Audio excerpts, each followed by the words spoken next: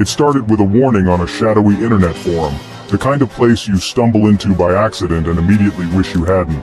The screen glowed in the darkness, casting strange shadows on the walls as I scrolled through threads filled with paranoia and secrets. I remember feeling a chill, as if someone was watching me even then, as I read the words that would change everything. Stay away from the feed. Don't search for it. Pretend you never saw the name. The message was blunt, almost desperate, as if the person who wrote it was trying to reach through the screen and shake me. It felt personal, like a warning meant just for me, and for a moment I hesitated, my finger hovering over the mouse. The post described a dark website streaming live video from hidden cameras in people's homes. It sounded like an urban legend, something too twisted to be real, but the details were too specific to ignore.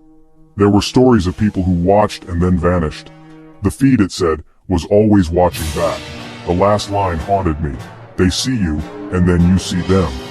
I couldn't shake the feeling that the words were more than just a threat. It was a promise, a curse, echoing in my mind long after I closed the tab. My reflection in the screen looked different, almost afraid. I should have listened, but curiosity is a dangerous thing. The more I tried to forget, the more the warning gnawed at me. I told myself it was just a story, a trick of the internet, but deep down, I knew I was already hooked.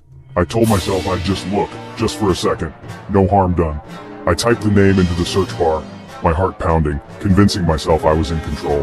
But the truth was, I'd already crossed a line I couldn't uncross. That was the first lie. My journey into the dark had begun, and there was no turning back. The warning echoed in my mind, but it was already too late. Finding the feed wasn't easy.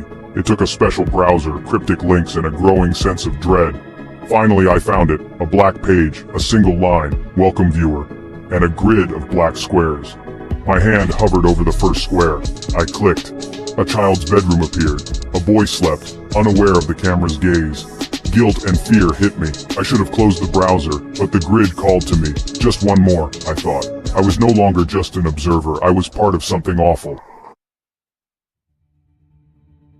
I clicked another square. The camera showed under a bed, dust, a sock, and then a pale hand emerging from the darkness. I slammed the window shut, heart racing. This wasn't just voyeurism, it was a nightmare made real. Against all reason, I clicked again.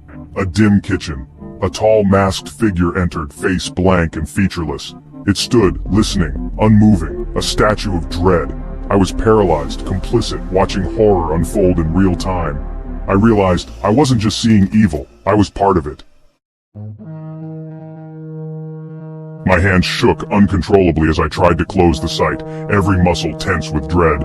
The room felt colder, the shadows deeper, as if the darkness itself was pressing in around me. I could hear my own heartbeat pounding in my ears, loud and frantic, as I hovered the mouse over the exit button, desperate to escape whatever I had stumbled into.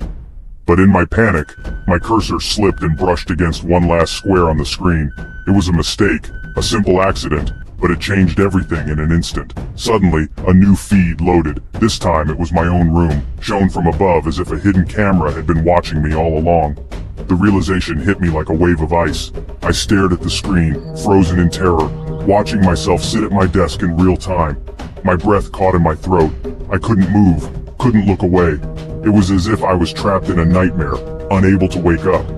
Slowly, I looked up at the ceiling, searching for the camera I knew must be there. But there was nothing.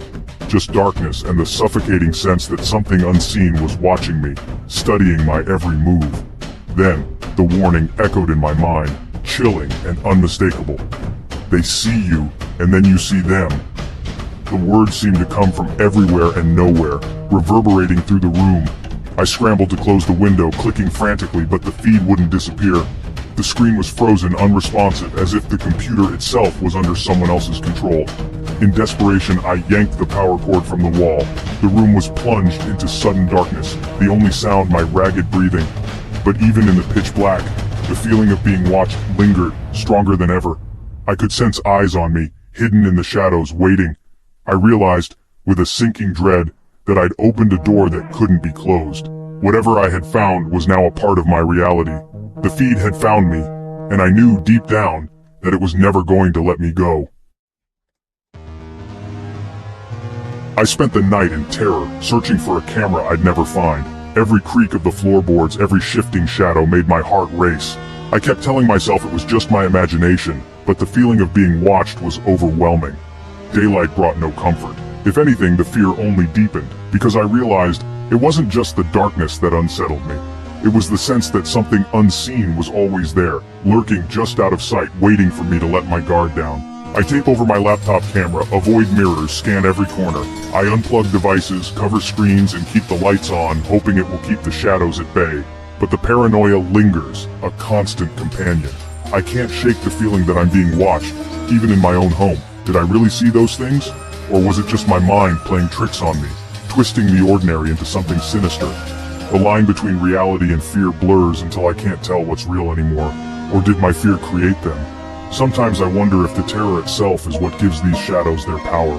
The more I try to ignore them, the stronger they seem to become, feeding off my anxiety and doubt. The sense of being watched never leaves. It follows me from room to room, a silent presence just out of sight. Even when I'm surrounded by people, I feel isolated, as if I'm the only one who can sense it. I'm writing this as a warning. Some corners of the internet are dark for a reason. There are places you should never visit, stories you should never seek out. Curiosity can be dangerous, especially when it leads you to things that were never meant to be found. If you ever hear about the feed, turn away. Don't let your curiosity get the better of you. Some things are better left unseen, some mysteries better left unsolved. Don't look for the darkness, it's already looking for you. It waits for those who seek it out, and once you notice it, it never truly lets go. The more you search, the closer it gets. Are you sure you're alone right now? Listen closely. Sometimes the silence hides more than you think. Sometimes the feeling of being watched isn't just in your head. Look up, check the corners. Are you sure? Because once you start to notice the darkness, it starts to notice you too.